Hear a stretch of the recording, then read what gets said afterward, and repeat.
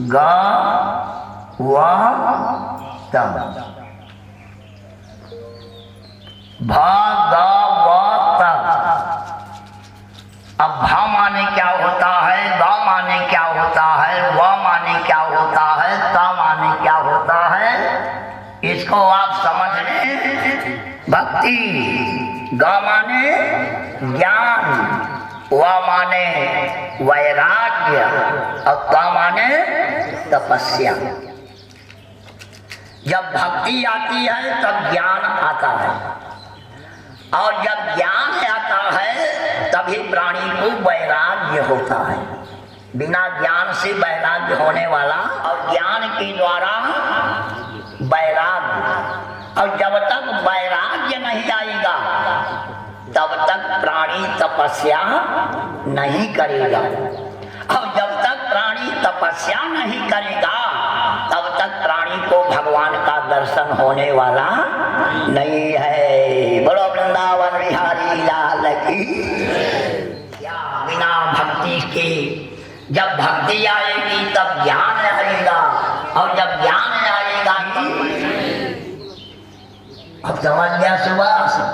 हाँ समझा नहीं? अब तक सुभाष है, अब हम राजा परीक्षित बनावत है ख्याल के समझा गया। और तपस्या भी होगी, और आनंद कंद मुरली मनोहर भी इसी भागवत में प्रकट होंगे और सबको दर्शन देंगे। यही है भागवत महापुराण।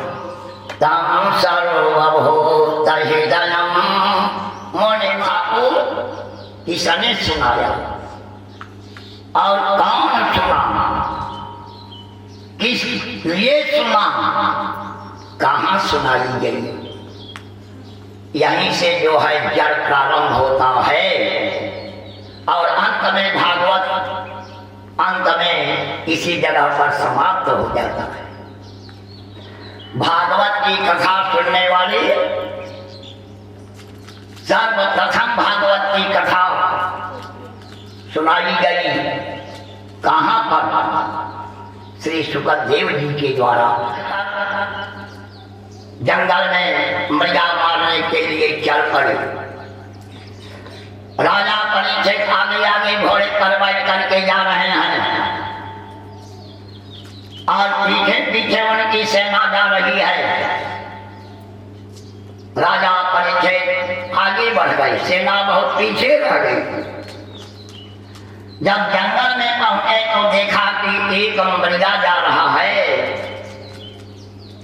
और ऐसे उस मृग को देख करके राजा परीक्षित घोड़े पर बैठकर अपने हाथ में धनुष पर प्रत्यंचा पर सर्प की तरह लहराते हुए बाण को रखा, और उस बाण को मृगा के ऊपर चला दिया। बाण जाकर के मृग को लग गया, मृगा धराशायी हुआ,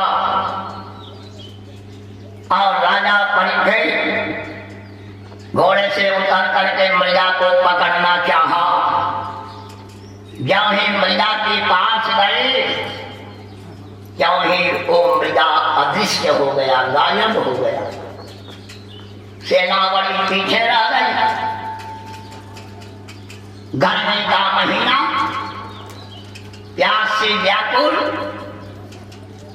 ऐसे राजा परीक्षित उसी घोड़े पर बैठ करके आगे जब बढ़े, सोचे आगे चल करके कोई जलाशय मिलेगा, जल पीऊंगा। जब आगे बढ़े तो क्या देखा? एक बड़ी सुंदर पर्णकुटी, और उसी पर्णकुटी में एक ऋषि तपस्या कर रही थी। बड़ा अच्छा स्थान, और जो तपस्या करने वाले ऋषि थे उनका नाम था समीक ऋषि। समीक नाम याद करिएगा। सब कथा सुन लेते हैं जा जा करके, लेकिन नाम कोई पूछेगा कि कौन सी ऋषि तो कोई बताता नहीं। कथा प्रवक्ता कथाओं के काम हुआ। कथा जो सुनिए उसको ध्यान से स्मरण करिए, मनन करिए। और जैसे हम कौशल्या राजा परीक्षित किसके कुटिया में गए थे तो आपको भागवत की कथा यदि हाँ सुंदर ढंग से याद है तो कह सकते हैं कि समीक ऋषि, क्या नाम था? हाँ, समीक ऋषि। समीक ऋषि उसी कुटिया में तपस्या कर रहे थे, हाथ में रुद्राक्ष की माला, बगल में कमंडल में जल भरा हुआ है। राजा परीक्षित अपने घोड़े को बाहर बांधकर जब समीक ऋषि की कुटिया में गए, प्यास लगी,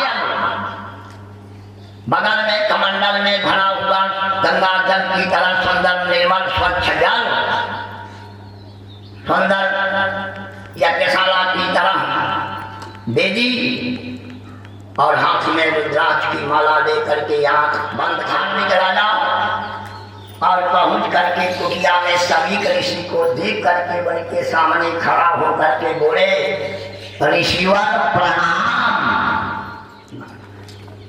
ऐसे प्यास लगी है, लगे सोचने कमंडल में जल भरा हुआ है, उठा करके पी डालूं, लेकिन नहीं, जल नहीं पीऊंगा। ये महात्मा अपने को बड़ा मानता है। इस महात्मा का तो हर रूप तो देखिए, हाथ में माला लेकर के आंख बंद करके हमको आशीर्वाद भी नहीं दे रहा है। प्यास लगी है, इसलिए इस महात्मा का वध करना उचित है। और फिर आकर के कुटिया के बाहर राजा परीक्षित अपना धनुष्मान उठाया और उठा करके मारने का विचार किया। फिर राजा परीक्षित को ज्ञान नहीं, ये महात्मा है, ब्राह्मण है, ब्राह्मण को मारना नहीं चाहिए, क्योंकि 3 किस्म से ब्राह्मण खाते हैं।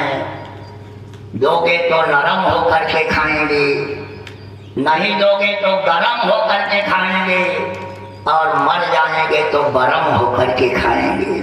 बोलो वृंदावन बिहारी लाल की।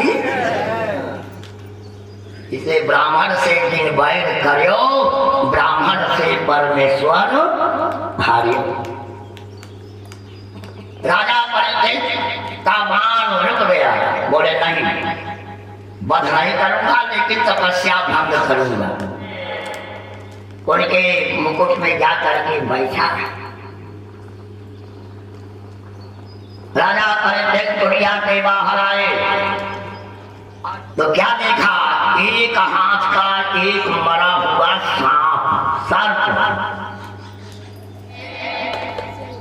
उस मरे हुए सांप को देखा, अपने मन में विचार किया, रमण हरे गोविंद जय जय गोविंद जय जय गोपाल जय राधा, रमण हरि गोविंद जय जय राधा, रमण हरि गोविंद जय जय विष्णु की जय जय उमापति शिव जय गोविंद जय जय गोपाल जय जय गोविंद जय जय गोपाल जय जय राधा, रमण हरि गोविंद जय जय राधा, रमण हरि गोविंद जय जय। और ये गोविंद भगवान कथा पर आ जाइए, कथा चल रही है, आपको पता नहीं चलेगा क्योंकि आपका मन ब्रह्मांड तक मूलाधार से स्वाधिष्ठान तक पहुंच गया है। उसको कहते हैं ध्यान। ये नहीं माला फेरत दिन गया, गया न मन का ख्याल। दिन भर पूजा मंदिर में करने से भक्त नहीं बनती, पूजा तो होता है केवल क्षणिक मात्र। क्या करके तपस्या कर रहे हैं? 12 वर्ष की अवस्था धारण करने वाला श्रृंगी जब अपने मित्रों के मुख से ऐसा शब्द सुना, तुरंत जो है तालाब से बाहर आकर के अपने पिता की कुटिया में गया और अपने पिता समीक को देखा। जो हमारे मित्र लोग बोले थे वो बिल्कुल सत्य है, ये तो मरा हुआ सांप नहीं, नहीं कदापि नहीं। हमारे पिताजी इतना तपस्वी हैं कि एक मुल्ला रूपी सांप को गले में लटका करके तपस्या करेंगे कदापि नहीं। कुटिया के बाहर आया तो क्या देखा कि घोड़े के पद का चिन्ह दिखाई पड़ा और मनुष्य के पैर का चिन्ह दिखाई पड़ा। श्रृंगी समझ गया हमारे पिता की ये कर्म करने वाला, हमारे पिता की तपस्या को भंग करने वाला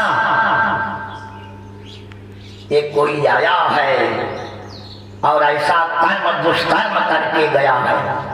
अपने पिता को भी जगाया नहीं, क्रोध में आ गया और अपने पिता के कमंडल से जल हाथ में लिया और जल लेकर के कहता है जो भी हमारे पिता की कुटिया में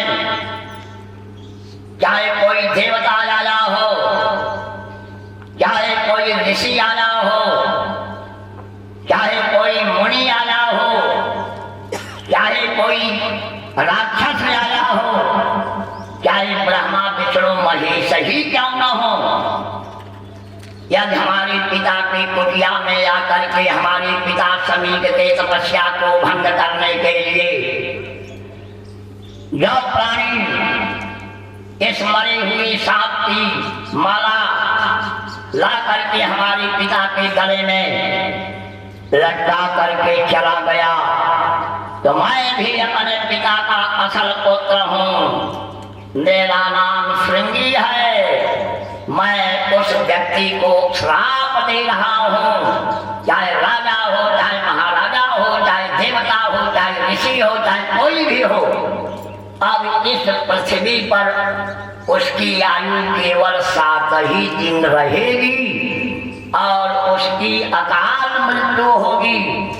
और इसी सर्पों का राजा जो तक्षक है आज के 7वें दिन जाएगा, चाहे वो महल में रहे, चाहे 7 मंत्र के ऊपर रहेगा, कोठरी में भी रहेगा, वो सांप जाकर के तक्षक काटेगा और उसकी मृत्यु 7वें दिन होगी और वो प्रेत योनि में चला जाएगा। और ऐसा करके उस जल को फेंक दिया और वो फेंका हुआ जल हस्तिनापुर में राजा परीक्षित के ऊपर आ गया। बोलो वृंदावन बिहारी लाल की। मंगल के चाहे कुंड के, चाहे व्यवहार के, चाहे सूत्र के, चाहे समीचर के, इसलिए 7 दिन अपनी आयु हर प्राणी को समझना चाहिए और 7 दिन के अंदर सबकी मृत्यु होगी, 8वें दिन नहीं होगी। तो इसीलिए आपने हमारे गले में ये मरा हुआ सांप की माला पहना करके राजन चले आए। मैं तो आपको कुछ भी नहीं कहा। हमारा पुत्र श्रृंगी आया और हमारा एक दुर्दशा देख करके अपने हाथ में जल लेकर के आपको श्राप दे दिया राजन। अब इस हस्तिनापुर में आप केवल 7 दिन और सिंहासन पर बैठेंगे। ये हस्तिनापुर का राज वैभव, सोना चांदी हीरा मोती, इसका सुख केवल 7 दिन ही करेंगे। और राजा परीक्षित 7वें दिन यानी सर्पों का राजा जो तक्षक नाग है, आप कहीं भी रहेंगे पहुंचेगा, आपको काटेगा और काटने पर आप मर जाएंगे। मरने के बाद आपकी गति नहीं होगी क्योंकि अकाल मृत्यु होगी। आप प्रेत योनि में राजन चले जाएंगे। इसलिए ब्रह्मा के 84 लाख योनि में जो सबसे खराब योनि प्रेतों की होती है, ऐसे प्रेत योनि से बचने के लिए महाराज आप यदि 7 दिन तक सप्ताह ज्ञान यज्ञ श्रीमद् भागवत की कथा श्रवण कर लेंगे तो 7वें दिन कथा समाप्त होने पर वो नाग आएगा और आपको काटेगा।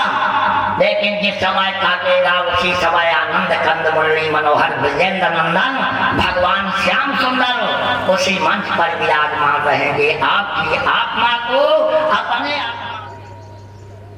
यही सब आपस में विचार कर रहे हैं। भरद्वाज ऋषि, वशिष्ठ ऋषि, गौतम ऋषि, कश्यप ऋषि, अत्रि ऋषि, सब ऋषि बड़ी बड़ी, लेकिन किसी की हिम्मत नहीं रही है। भागवत महापुराण रखा गया है मंच पर और यही वार्तालाप चल रहा था कि इतने में 16 वर्ष की अवस्था धारण करने वाली अवधूत भेष में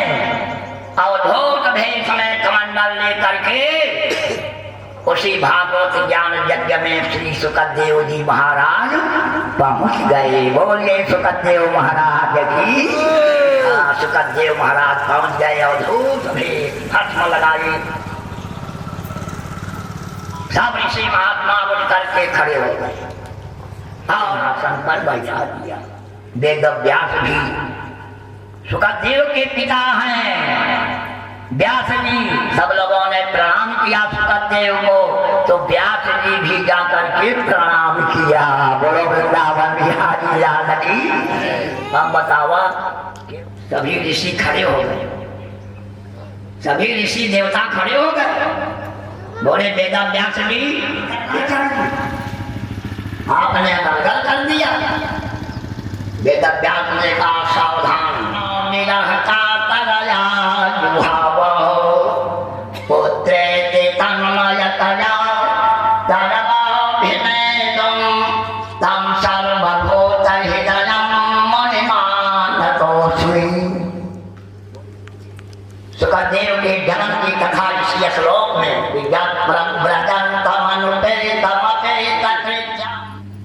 बोले महामुनि। सुखदेव ने कहा राजन, कहे हमको तो आपके प्रथम श्लोक में भी शंका आ गई। राजा परीक्षित के कहने पर सुखदेव महाराज हंसने लगे। बोले क्या बात है? बोले महाराज महामुनि, मैंने तो ये सुना ही नहीं और देखा भी नहीं कि कोई भी माँ अपने पेट में 9 महीना के बाद 10वां लगते लगते मरण जिया लग जाता है। और आपकी माँ बचिका कैसी थी कि अपने उदर में 12 वर्ष तक धारण किया। पहली झूठी कथा। अब दूसरी बार लड़का जन्म लेता है तो कुछ दिन उसका लालन पालन पोषण होता है, तब पढ़ने जाता है, बोलता है। और आप जन्मे और नार खेड़ी नहीं काटी गई जंगल में तपस्या करने के लिए। हम कथा नहीं सुनेंगे, आप झूठी कथा कर रहे हैं। सुखदेव ने कहा राजन बैठ जाइए, मैं सबका समाधान करके तब चलूंगा ना। अब देखिए यहाँ पर तो भागवत में दे दिया कि जब प्रजंत मनते तो मते तकृत्यं दैपायनो विरहता करयानु भावा बुद्धे चिकन्मय करा करो भिनेदं तं सर्वभूतहृदयं मुनिमानतोऽस्मि। हमारे पिता पुत्र पुत्र कह करके चले, लेकिन अब सुखदेव जी महाराज कह रहे हैं कि मैं अपने माता के पेट में 12 वर्ष तक क्यों रहा, इसकी कथा मैं आपको लेकर के देवी भागवत में चल रहा हूँ। बोलिए दुर्गा मैया की। जब तक आप देवी भागवत धारा की तरह प्रवाहित कर दे, उसका नाम है नारद।